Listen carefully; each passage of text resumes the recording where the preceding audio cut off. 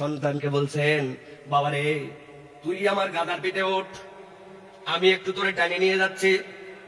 গাদার পিঠে সন্তানকে উঠায়া উনি যখন টেনে টেনে নিয়ে যাচ্ছেন, কিছু লোকের পাশ দিয়ে পার হওয়ার সময় তারা বলতেছে, কত বড় বেয়াদব ছেলে, বাপ যায় হেঁটে হেঁটে করে গাদার পিঠের উপরে সন্তান যায়, এই সন্তানের কোনো আকল নাই।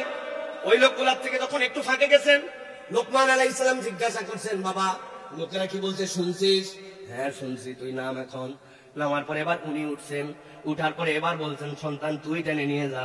এরপরে একটা মোড়, একটা এলাকা পার হচ্ছেন, যে জায়গায় কিছু মানুষ তারা বলছে, আহারে কি বাপরে কি বাপরে, কাজ ভুল না কিন্তু কত বড় নিষ্ঠুর, নিজের সন্তানটাকে টাইনে টাইনে নিয়ে যাচ্ছে, আর নিজের সামর্থ্যবান পা থাকার পরেও সে ওই গাদার উপরে উঠে নিয়ে যাচ্ছে। এইটা কোনো আকলবান বিবেকবান, এইটা কি কোনো দয়াদ্র বাবার চরিত্র হতে পারে নাকি? এই সন্তানটাকে উঠাই নিয়ে যাবে, এটাই তো পাবলিক ডিমান্ড করছে। উনি সাথে পার হয়ে যাওয়ার পরে সন্তানকে বলছে, শুনছিস কি বলছে? বলছে এবার নাম বাবা। নামার পরে বলছে, এবার আমরা দুইজন মিলে এই গাদাটা নিয়ে যাই। গাদা ফাঁকা ফাঁকা যায়, কিছু লোকের সামনে দিয়ে যে পার হয়েছে, পার হওয়ার সময় লোকজন বলছে, হায় হায় আল্লাহ দুনিয়ায় এরকম ব্যাকল দেখি নাই, দুইজন বলদ হাইটে যাচ্ছে আর গাদারে ফাঁকা নিয়ে যাচ্ছে, কত বড় বেকুব মানুষ, এত বড় বেকুব হয় নাকি?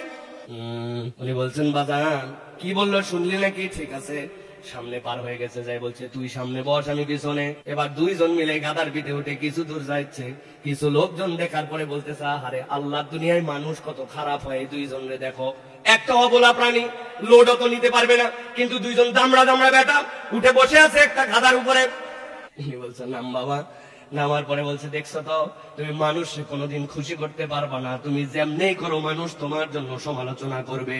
আমি আপনারে বুঝানোর জন্য বলতে চাই, আল্লাহর তরিকায় যদি আপনি চলেন, আল্লাহর দ্বীনের জন্য যদি আপনি ডেডিকেটেড হন, বহুত লোক বহুত কথা বলবে, লোকের কথায় কি বা যায় আসে। আমার টার্গেট যদি জান্নাতে যাওয়া হয়, সিরাতুল মুস্তাকিম হয়, মানুষের সব কথা আমলে নেওয়া যাবে না।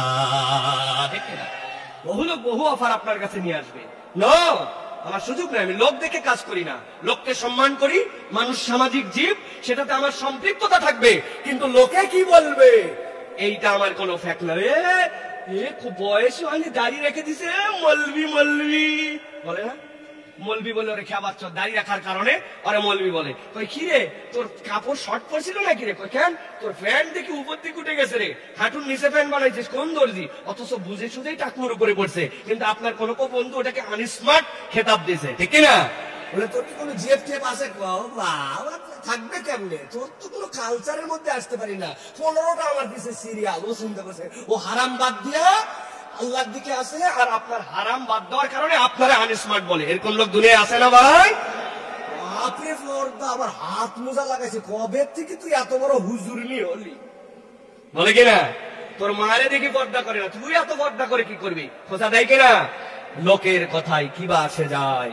জান্নাতের রাস্তা ঠিক করলে লোককে সব সময় আমলে নেওয়া যাবে না। আর দুনিয়ার সবচেয়ে কঠিন বাস্তবতা, আল্লাহকে খুশি করা সবচেয়ে সহজ, দুনিয়ার মানুষকে খুশি করা সবচেয়ে কঠিন, ঠিক কিনা?